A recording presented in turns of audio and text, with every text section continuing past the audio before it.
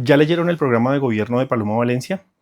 Cuando revisamos el Diván Cepeda nos dimos cuenta de que había un documento como tal. Era muy extenso, sí, discutible, a ratos demasiado épico en la forma en que presentaba su moral, pero estaba ahí. Había un documento y pues con eso uno puede leerlo entero y hacerse una idea del conjunto del global de sus propuestas. Pero con Paloma Valencia la experiencia fue bien diferente. Cuando me puse a buscar su plan de gobierno yo esperaba encontrar algo parecido, un texto unificado, una pieza más o menos orgánica, una arquitectura clara que permitiera ver el total de su candidatura, pero por más que busqué, nunca encontré un documento. Aclaro pues que sí encontré propuestas, sí había propuestas, pero no había un documento de consulta, había fragmentos de ideas sueltas en su sitio web, por bloques, por secciones, por módulos temáticos, pero sin un documento como tal. Y ahí yo sí tengo que confesar que de lo poco que se presenta no me gustó el hecho de que pues fueran unos párrafos muy chiquitos, unos párrafos diminutos. Ella nos habla de seguridad, de energía, educación, nos habla de campo, vivienda, de formalización económica, plantea también un tema de apoyo a madres cabezas de hogar. Entonces, pues por ese lado yo no puedo decir que no hay ideas porque sí las hay, pero creo que hay que mirar cómo están ofrecidas y qué tan sólidas se ven cuando uno deja de verlas ya como un simpatizante y empieza a leer como si de verdad esa persona fuera a gobernar el país. Entonces, el compilado más extenso que encontré fue un PDF que aparece en su página con el título de Volante. Era un archivo de 4 páginas en donde la primera y la última página son una portada y una contraportada con un diseño, y el contenido de la campaña únicamente se encuentra en las páginas 2 y 3. En el momento de grabar este video, el archivo que les cuento ya fue borrado y fue reemplazado por un PDF de 2 páginas que se llama ¿Quién es Juan Daniel Oviedo? El contenido se encuentra en 2 páginas, la página palomapresidente.com.co y palomavalencia.com. En la primera no hay propuestas, solamente hay una lista de ideas, ni siquiera hay párrafos que desarrollen cada una de esas ideas. Y en la segunda hay una sección que se llama propuestas. Les voy a dejar el link por aquí arriba, que es en donde estaba pues el archivo que les digo que se llamaba Volante, y en donde hay unas cajitas azules con los ejes temáticos que dicen exactamente lo mismo que decía el volante al pie de la letra. No tiene el diseño, pero dice textualmente lo mismo. Entonces, como ya les decía, no estamos ante un gran documento pensado para una consulta pública, sino ante una campaña narrada por fragmentos y pues podríamos decir que empacada en una pieza visual de circulación rápida. Eso como tal no es ni malo ni bueno, eso no es un pecado. Yo quiero pensar lo mejor de cada candidato y me inclino por pensar o por creer que la política contemporánea ahora se comunica así. Como la gente no lee programas de chorrocientas páginas, pues qué sentido tiene armar un documento que simplemente van a ver 3 gatos. Es lo que quiero pensar. Entonces, digamos que de esa forma, pues lo entiendo. Pero una cosa es aceptar cómo circula hoy la comunicación política y otra muy distinta, renunciar a preguntarse si detrás de esa circulación hay una visión realmente articulada. Y para este caso puntual, para el caso de Paloma Valencia, mi impresión es que la forma ya nos dice mucho sobre el fondo, sobre lo que hay dentro de los contenidos. Porque cuando uno lee las propuestas de Paloma Valencia, la cosa, pues en teoría suena como bien, toca problemas reales, habla con seguridad, parece entender los problemas del país, pero una campaña se puede medir preguntándonos qué tan viable puede ser. Porque pues no podemos ir por el mundo haciendo propuestas irreales como de personero de colegio, así suenen muy bonitas, y ahí es donde empiezan todos mis reparos. Por ejemplo, en educación se plantea que las familias pobres puedan elegir el colegio de sus hijos, ya sea público o privado, con apoyo del Estado a través de algo que ella llama bonos escolares, colegios en concesión y pues una competencia interna a través de cómo se califican los estudiantes, que es una especie de competencia entre ellos.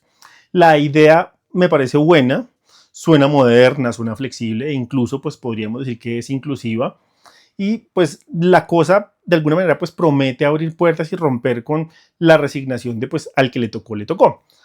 Pero para aterrizar la cosa uno debería preguntarse cuánto costaría eso, de dónde saldrían los recursos, qué pasaría con el sistema público si una parte del financiamiento empieza a moverse hacia operadores privados. Yo los invito a que no nos olvidemos del programa Serpilo Paga. Ese programa desvió una cantidad enorme de dinero a universidades privadas y golpeó muchísimo a las universidades públicas porque nadie quería recibir una beca estatal para matricularse en una universidad pública. Además, tenemos que pensar cómo se controla la calidad. ¿Qué mecanismos evitarían que ese bono termine siendo pues una buena consigna de campaña y una política pésimamente regulada? Es algo que tenemos que pensar. Y es que gobernar consiste justamente en responder ese tipo de preguntas. No basta con decir las familias van a poder elegir. Listo, chévere, pero ¿cómo se sostiene eso en un país fiscalmente apretado? Un país que pues territorialmente es desigual y que tiene un sistema educativo pues que ya enfrenta un montón de tensiones. Con las vías terciarias pasa algo parecido. Ella propone mejorar hasta 10.000 kilómetros con tecnologías de bajo costo. Nos dice que recurriría a los recursos locales, a socios privados y a las regalías. Otra vez, el tema es real, es un tema importante, necesario. Yo considero que el campo colombiano necesita conectividad, es algo que nadie va a discutir, pero de ahí a llevarlo a la práctica, pues hay muchos inconvenientes porque los recursos locales no sobran. Las regalías, de alguna manera, pues ya están atravesadas por múltiples disputas y ya hay unas necesidades urgentes en curso. En muchos territorios, pues las prioridades no caben todas al tiempo. Tendríamos que hablar de agua potable, centros de salud, escuelas, atención de emergencia, seguridad, conectividad, mantenimiento vial incluso. Entonces, pues la pregunta no es si las vías importan, pues porque obviamente importan, sino qué lugar ocupan dentro del conjunto de prioridades de cada uno de los territorios. O sea, es una necesidad indiscutible, pero pues el hecho de que haya una necesidad indiscutible no hace que pues se convierta automáticamente en una política viable solamente porque alguien lo dice con total convicción. Y en el tema rural hay un punto que a mí me parece más delicado. En seguridad y sustitución de cultivos, ella nos habla de alternativas productivas para los campesinos. Ella incluye cosas como, por ejemplo, producción de aceite de aguacate, producción de rones, de aguardientes. Pues ella lo pone así dentro de sus propuestas y sobre el papel la idea pues apunta a algo razonable. No se puede pedirle a un campesino que abandone una economía ilegal si no se le ofrece pues una economía legal que le permita sobrevivir. Eso me parece razonable, pero ahí hay preguntas que el volante no responde de ninguna manera. Por ejemplo, ¿qué tipo de encadenamiento productivo se imagina ella para desarrollar esto? ¿Qué pasaría con los tiempos de transición? ¿Quién compraría esos productos? ¿Quién acompañaría técnicamente? ¿Qué se hace con los riesgos ambientales? Porque pues hablar de ciertos cultivos como una salida casi automática puede sonar muy bien en una campaña, pero en la realidad aparecen temas bastante menos fotogénicos, bastante incómodos, bastante menos bonitos y pues tenemos que hablar de ellos. Tendríamos que hablar del impacto hídrico, del impacto de los monocultivos, la degradación del suelo, la dependencia del mercado, la concentración de la producción y pues pensemos que pues no toda alternativa legal es una alternativa sensata por el simple hecho de que sea legal. Y ahí, pues la política suele tener un viejo vicio y es confundir reemplazo con solución. Por eso hay que pensar muy bien antes de votar. Ahora, ella nos habla de un tema de seguridad, por supuesto. Ese es uno de los ejes más fuertes de su candidatura, especialmente pues para una candidata que es de ese partido del Centro Democrático.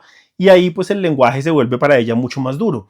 Ahí entra el típico discurso de la derecha. Se habla de recuperar el orden, se habla de reducir los ingresos de los ilegales, robustecer la fuerza pública, restablecer la legalidad y pues es la clase de discurso que tiene un rendimiento electoral altísimo en Colombia. No es raro, es pues un país que está agotado por la violencia, un país en donde la palabra seguridad pues entra sola dentro de una campaña política.